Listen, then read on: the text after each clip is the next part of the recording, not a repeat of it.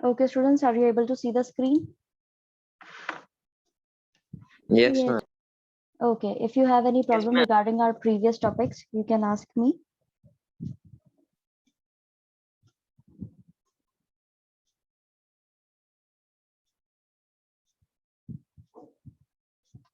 No, ma'am. Okay, so we completed 3 points of our previous topic, functions of political parties. Now moving on to the 4th point, parties form and run governments. Parties जो है वो बनाती हैं सरकारें और उन्हें चलाती हैं. As we noted last year, the big policy decisions are taken by political executive that comes from the political parties. जैसा कि हमने last year भी पढ़ा था कि बड़ी बड़ी policy decisions जो है वो political executive जो होते हैं उन्हीं के द्वारा लिए जाते हैं जो आते हैं political parties में से. Parties recruit leaders, train them, and then make them ministers to run the government in the way they want.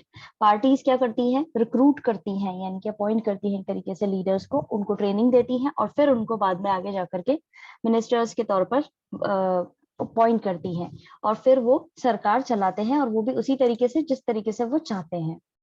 Then we have 5th point. Those parties that lose in the elections play the role of opposition to the parties in power by voicing different views and criticizing government for its failures or wrong policies. अब क्या होता है जब parties कुछ parties election हार जाती हैं तो वो क्या काम करती हैं, वो एक रोल ऑफ ऑपोजिशन का रोल जो है वो प्ले करती हैं. किसके अगेंस्ट में करती हैं? जो इलेक्शन जीती है, जो रूलिंग पार्टी है उसके अगेंस्ट में वो ऑपोजिशन का रोल प्ले करती है. और ये भी बहुत इंपॉर्टेंट होता है क्योंकि सरकार जो काम कर रही है उसको एक क्लोज चेक करना बहुत जरूरी होता है कि वो किस तरीके से काम कर रहे हैं, सही काम कर रहे हैं, नहीं कर रहे हैं, कहीं पे कोई चीज जो है वो गलत तो नहीं हो रही है. इस सारी चीजों को काम जो है वो ऑपोजिशन पार्टी का होता है. तो वो अपने अलग अलग व्यू पॉइंट्स जो है वो रखते हैं, क्रिटिसाइज करते हैं गवर्नमेंट अगर कहीं किसी काम को करने में फेल हो जाती है या रॉन्ग पॉलिसीज बना देती है. तो opposition parties also mobilise opposition to the government. और ये ही पार्टीज जो होती हैं ये सरकार का ऑपोजिशन करती है सही तरीके से, यानी कि ये उनका एक क्रॉस चेक जो है प्रॉपर रखती है कि ये सही तरह से काम करें. वो मौका ढूंढते हैं, अगर एक जर्नल भाषा में बोला जाए तो वो सिर्फ एक मौका ढूंढते हैं कि किसी ना किसी तरीके से हम जो रूलिंग पार्टी है उसको क्रिटिसाइज करें, उसकी निंदा करें या उसकी कोई एक पॉइंट मिल जाए जिसको लेकर के आने वाले इलेक्शंस के अंदर हम इस तरीके से चीज कर पाए. ठीक है, क्लियर है दोनों ही पॉइंट्स में? अगर आपको कोई दिक्कत आई है तो आप लोग पूछ सकते हैं. No, ma'am. Okay, 6th point, parties shape public opinion. अब पार्टीज कैसे शेप देती हैं पब्लिक ओपिनियन को, पब्लिक जो है उसके ओपिनियन को ये पार्टीज किस तरीके से मोल्ड करती हैं. They raise and highlight issues, ये उठाते हैं और हाईलाइट करते हैं जो भी इश्यूज है उनको. Parties have lakhs of members and activist spread all over the country. अब इनके कई सारे फॉलोअर्स होते हैं, मेंबर्स होते हैं जो पूरे देश भर में फैले हुए होते हैं. Many of the pressure groups are extensions of political parties among different sections of the society. कई सारे जो अलग अलग प्रेशर ग्रुप्स होते हैं उनके कई सारे हिस्से जो हैं इन पॉलिटिकल पार्टी से जुड़े हुए होते हैं, अलग अलग सोसाइटी के अंदर अलग अलग सेक्शन को वो बिलोंग करते हैं. Parties sometimes also launch movements for the resolution of problems faced by the people. कई बार जो पार्टीज होती हैं वो अपने तरीके से मूवमेंट चालू कर देती हैं कि भाई जो लोग फेस कर रहे हैं प्रॉब्लम उसका कुछ ना कुछ सोल्यूशन निकले. और अगर वो ना निकलता है तो वो उसके अगेंस्ट में क्या करते हैं, प्रोटेस्ट करना शुरू करते हैं और अपने तरीके से मूवमेंट लॉन्च कर देते हैं कि सरकार हमारी बातों को मांग को पूरा नहीं कर रही है या in the name of public, यानी कि पब्लिक की मांग जो है उसको पूरा नहीं कर रही है या पब्लिक जो है वो बहुत ज्यादा सफर कर रही है, उस चीज का पॉइंट लेकर के वो ये शुरू करते हैं. Often opinions in the society crystallize on the lines parties take. और अक्सर ये जो opinions होती हैं समाज के अंदर ये बेसिकली जो पार्टीज जो हैं जो इस चीज का स्टैंड ले रही हैं उन्हीं की कहीं ना कहीं आइडियोलॉजी को फॉलो अप करते हुए होती हैं. 6th पॉइंट में अगर आपको दिक्कत आई है तो आप लोग पूछ सकते हैं.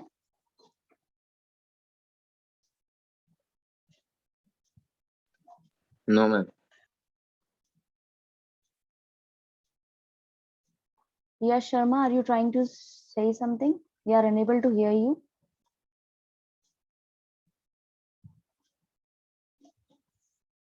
बाकी बच्चे भी जवाब देंगे, समझ आ रहा है या नहीं आ रहा है? Yes ma'am. Yes, ma'am. Okay.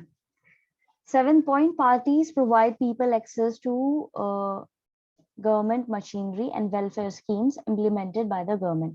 अब क्या होता है, यही पार्टीज जो है यही लोगों तक पहुंचाती है जो भी सरकार के द्वारा बनाए हुए स्कीम और वेलफेयर प्रोग्राम्स होते हैं, उस तक इनको यही पहुंचाती है। क्योंकि एक ऑर्डिनरी आदमी के लिए किसी भी लोकल पार्टी लीडर तक पहुंचना ज्यादा आसान रहता है बजाय गवर्नमेंट ऑफिसर के। इसीलिए भले ही हम पार्टीज को ट्रस्ट नहीं करते हो, लेकिन फिर भी हम उनके काफी क्लोज फील करते हैं, क्योंकि वो हमारी बात को, अब जैसे इसका एग्जांपल ऐसे लेके देखिए कि अगर आपका जो पर्टिकुलर एरिया जिसमें आप रह रहे हैं, जो आपकी सोसाइटी है, वो सोसाइटी जिस भी वार्ड के अंडर आती है, ठीक है, हर जो क्षेत्र होता है वो वार्ड की कैटेगरी में डिवाइडेड होता है, और वहां का जो पार्षद होगा, जो जीता हुआ पार्षद होगा, वो ही आपकी प्रॉब्लम्स को सॉर्ट आउट करेगा। एज इन कि अगर आपके यहाँ पे सफाई नहीं हो रही है, तो आप सीधे से उसको फोन लगाएंगे और बोलेंगे कि हमारे यहाँ पे इस तरह की परेशानी आ रही है, आप इसको कृपया सॉल्व कीजिए। तो वो उस पर लग जाएगा और काम करके उसको सॉर्ट आउट कर देगा। अब यही चीज अगर हमें बोला जाए कि नगर पालिका जो है वहां जाकर के, म्यूनिसिपालिटी कॉर्पोरेशन जो है वहां जाकर के आपने बतानी है और आप वहां पे अपनी प्रॉपर चीज को सॉल्व करवाना है, तो वो कंपैरेटिवली जो हमने पहले किया उसके काफी कंपैरेटिवली हमें कॉम्प्लिकेटेड लगेगा, हेक्टिक लगेगा। क्योंकि it is easy to call someone and tell your problem and ask for solution, instead of going and filing the complaint and then seeking out the solution, क्योंकि उसमें बहुत ज्यादा वो टाइम कंज्यूमिंग हो जाता है। तो इसीलिए पार्टीज जो है वो लोगों, जो पार्टी पीपल होते हैं, पॉलिटिकल पार्टीज के लोग होते हैं, वो इजीली चीजों की जो सरकार के द्वारा जो फैसिलिटी हमें दी हुई है वो ज्यादा इजीली प्रोवाइड कराते हैं बजाय उस गवर्नमेंट ऑफिसर के। तो for an ordinary citizen, it is easy to approach a local party leader than a government officer. That is why they feel close to parties even when they do not fully trust them. इसीलिए सरकार से काम निकलवाने के लिए political party के जो leaders होते हैं वो ज्यादा हमें अप्रोचेबल लगते हैं, इजीली अप्रोच कर सकते हैं हम उनको बजाय किसी गवर्नमेंट ऑफिसर के। भले हम उनको पॉलिटिकल पार्टीज को ट्रस्ट नहीं करते हो, लेकिन फिर भी हम उनके काफी क्लोज रहते हैं। Parties have to be responsive to people's needs and demands. Party जो है उनको क्या होता है, दे आर अकाउंटेबल कि भाई लोगों की नीड्स और डिमांड्स जो है वो पूरी हो रही है या नहीं हो रही है। Otherwise people can reject those parties in the next election. अगर लोग बाग को की प्रॉब्लम्स को सॉर्ट आउट नहीं करेंगे या उनकी डिमांड्स या उनकी नीड्स को ये सॉर्ट आउट नहीं करेंगी पॉलिटिकल पार्टीज, तो अगले इलेक्शन में लोग बाग जो है उनको सपोर्ट नहीं करेंगे और वो इलेक्शन हार जाएंगे। समझ में आया? किसी को कोई दिक्कत? No, ma'am. ओके। नेसेसिटी, अब ये पॉलिटिकल पार्टीज जो है इनकी जरूरत क्यों होती है उसके बारे में देखते हैं। The list of functions in a sense answers the questions asked above. We need political parties because they perform all these functions. अब हमें इन पॉलिटिकल पार्टीज की जरूरत क्यों होती है उसका एक सिंपल सा उस एक्सप्लेनेशन ये है कि ऊपर जितने भी हमने भी फंक्शंस पढ़े हैं उन सबको पूरा करने के लिए इन पॉलिटिकल पार्टीज की जरूरत होती है। But we still need to ask why modern democracies cannot exist without political parties. फिर भी हमारे पास में एक क्वेश्चन उठता है, ये पूछने की जरूरत पड़ती है कि मॉडर्न डेमोक्रेसीज के अंदर भी ये पॉलिटिकल पार्टीज के बिना डेमोक्रेसीज जो है वो एग्जिस्ट क्यों नहीं करती, कि वो सरवाइव क्यों नहीं करती है। कि अगर हमारे यहाँ देश में डेमोक्रेसी है तो हमें फिर भी पॉलिटिकल पार्टीज की जरूरत क्यों पड़ रही है। We can understand the necessity of political parties by imagining a situation without parties. हम ये चीज समझ सकते हैं कि political parties अगर नहीं हो तो सिचुएशन कैसी होगी उसको इमेजिन करके। Every candidate in the elections will be independent. हर कोई कैंडिडेट जो होगा इलेक्शन में जो भी खड़ा होगा वो इंडिपेंडेंट होगा, किसी पार्टी को बिलोंग नहीं करेगा। So no one will be able to make any promises to the people about any major policy change. तो कोई भी व्यक्ति किसी भी तरह का प्रॉमिस जो है लोगों से नहीं कर पाएगा कि वो कोई बहुत बड़ा बदलाव ला पाएगा।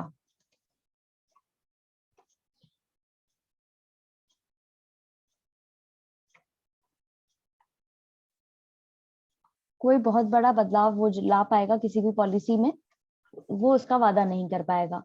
The government may be formed, but its utility will remain even uncertain. सरकार तो बन जाएगी जैसे तैसे, लेकिन उसकी यूटिलिटी कि वो कितनी सही है वो फिर भी क्या रहेगा, डिलेमा में रहेगा, अनसर्टिनिटी में रहेगा.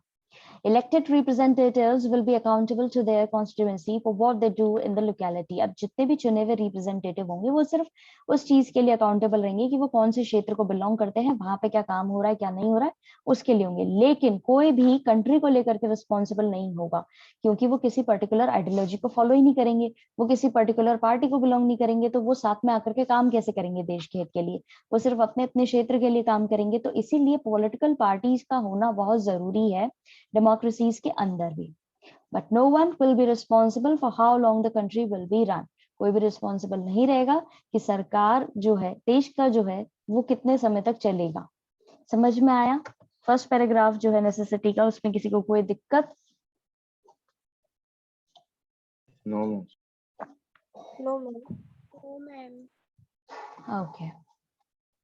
We can also think about it by looking at the non-party based elections to the panchayat in many states. अब हम इस चीज को कैसे समझ सकते हैं कि अगर पॉलिटिकल पार्टीज नहीं हो तो क्या सिचुएशन आएगी, उसको समझने के लिए हमारे पास एक अच्छा खासा एग्जाम्पल है कि हमारे यहाँ पे नॉन पार्टी बेस्ड इलेक्शंस होते हैं पंचायतों के अंदर. पंचायत के जो इलेक्शन होते हैं वो नॉन पार्टी बेस्ड होते हैं अलग अलग स्टेट्स के अंदर.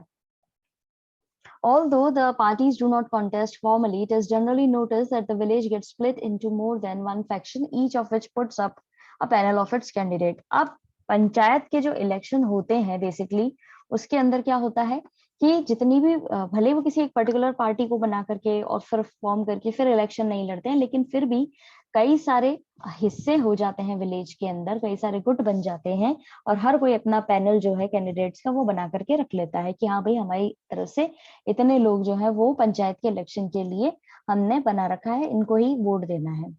This is exactly what the party does. और यही चीज जो है पार्टी भी करती है, बस यहाँ पे ये फॉर्मली चीज नहीं होती है, ऑफिशियल उस पर नहीं होती है.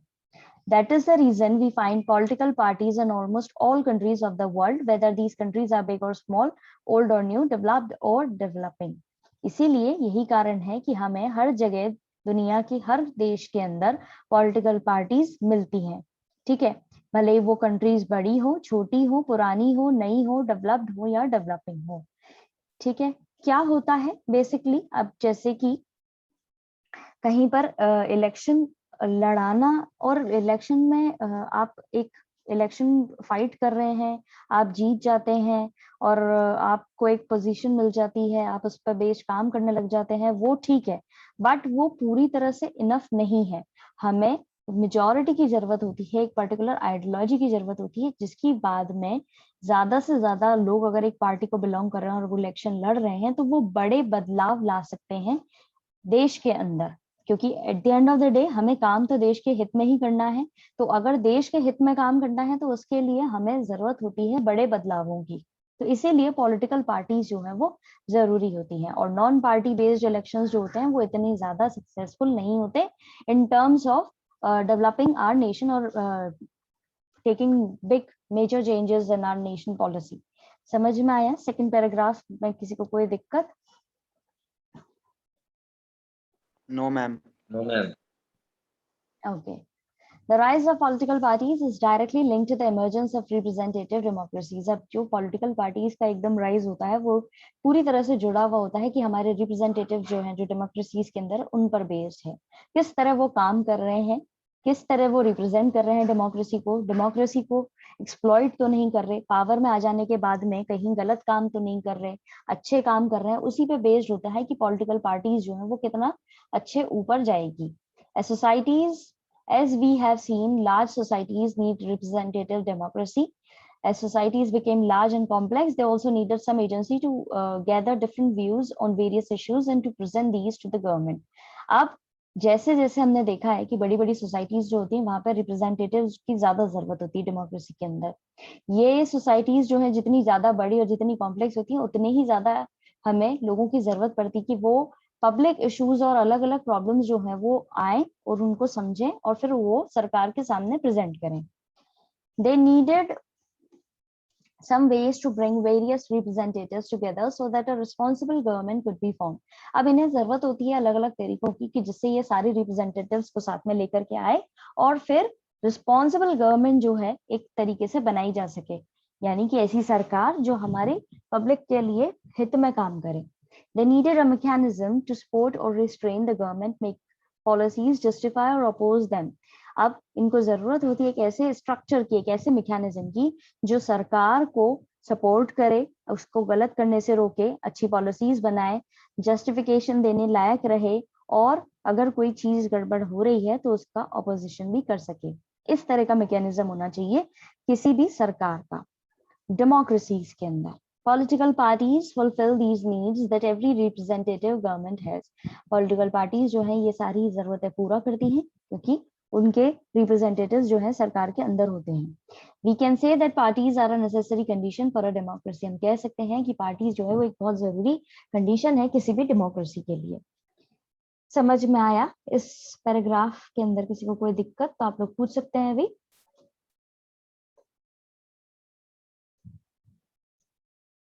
No, ma'am. No, ma'am. No, ma'am.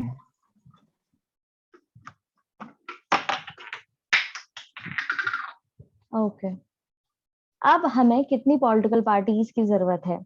अब डेमोक्रेसी जो है उसके अंदर आप फ्री हैं कि आप कितनी भी आप अपने हिसाब से पॉलिटिकल पार्टी बना सकते हैं, लेकिन फॉर्मल सेंस में देखा जाए तो कितनी पॉलिटिकल पार्टीज एक कंट्री के अंदर होनी चाहिए? अब आप समझिए ऐसे कि हमारे अकेले इंडिया के अंदर जो इलेक्शन कमीशन है जो ये सारा प्रोसीजर देखता है, कितनी पार्टीज जो हैं बन रही हैं, वो उसको एक तरीके से परमिशन देता है। इलेक्शन कमीशन में जब तक कि आप अपनी पार्टी रजिस्टर नहीं करा देते तब तक आप चुनाव नहीं लड़ सकते, क्योंकि सारा काम जो है चुनाव करवाना, रिप्रेजेंटेटिव्स को सिंबल्स देना, उनकी पार्टी का जो प्रॉपर सिंबल होता है, नाम होता है, ये सारी चीजें इलेक्शन कमीशन ही पास करता है। तो अकेले इंडिया के अंदर 750 पार्टीज हैं जो रजिस्टर्ड हैं इलेक्शन कमीशन के अंदर, लेकिन सारी जो पार्टी है वो सीरियस कंटेंडर्स नहीं है इलेक्शन के अंदर। कुछ ही पार्टीज जो है वो इफेक्टिवली काम करती हैं, इलेक्शन लड़ती हैं और सरकारें बनाती हैं। तो क्वेश्चन ये उठता है कि कितनी मेजर इफेक्टिव पार्टीज जो है किसी भी डेमोक्रेसी के लिए सही हैं। अब उनके बारे में ये देखते हैं इसके अंदर कि भाई कहाँ पे कैसी कितनी तरह की पार्टीज होती हैं, कौन कैसे काम करता है, किस तरह पार्टी बनाई जाती है, किस बेसिस पे होती है, ये सारी चीजें आपको इसके अंदर जानने को मिलेगी।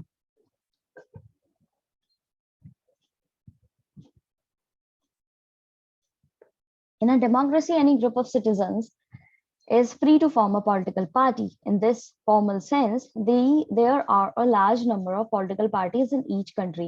Democracy के अंदर कोई भी ग्रुप जो है citizens का वो पार्टी बना सकता है, पॉलिटिकल पार्टीज। इस सेंस में काफी ज्यादा नंबर में यहाँ पे पॉलिटिकल पार्टीज किसी भी देश के अंदर हो सकती है जो डेमोक्रेसी फॉलो करता हो। More than 750 parties are registered with the Election Commission of India. करीब 750 पार्टीज जो है वो इलेक्शन कमीशन जो है इंडिया का उसके अंदर रजिस्टर्ड है।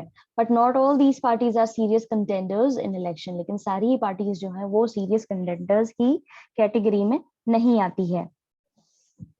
Usually, only a handful of parties are effectively in the race to win elections and form the government.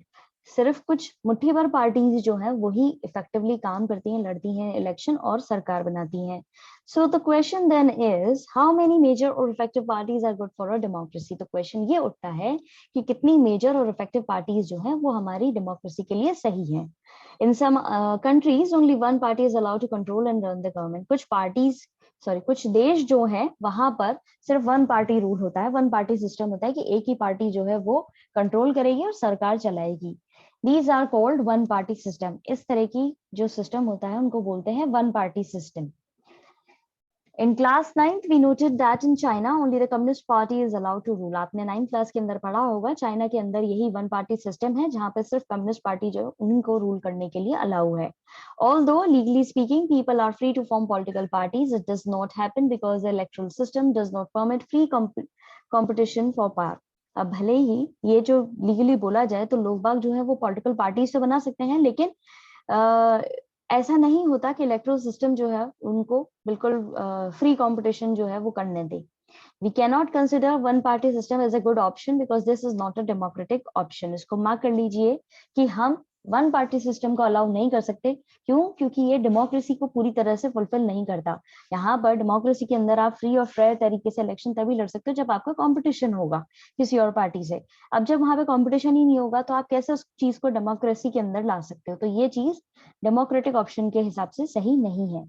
Any democratic system must allow at least two parties to compete in elections and provide a fair chance for competing parties to come to power। किसी भी democratic system के अंदर जरूरी होता है कि कम से कम दो पार्टीज जो है वो इलेक्शन लड़े और फिर सबको फेयर चांस मिले इलेक्शन लड़ने का, इस कंपटीशन के अंदर आने का, और फिर जो सही मायने में विनर है वो कहलाए, उसको पार मिले। तभी ये डेमोक्रेसी को प्रॉपरली फॉलो कर पाएंगे। इन पैराग्राफ्स में अगर आपको कोई दिक्कत आई है तो आप लोग अभी पूछ सकते हैं।